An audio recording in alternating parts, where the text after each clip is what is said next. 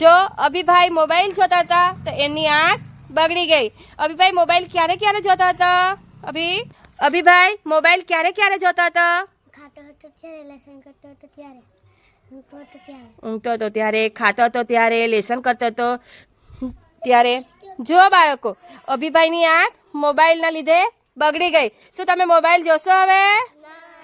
મોબાઈલથી આપણું નુકસાન થાય ને. આજે અભિભાઈ ને આંખ નથી. કેમ આંખ નથી?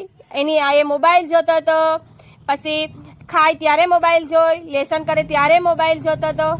બાળકો બીજા રમે તો એ બીજા બાળકો રમે ને એ મોબાઈલ જોતો હતો. એનું બધું ધ્યાન કાં હતું? મોબાઈલમાં.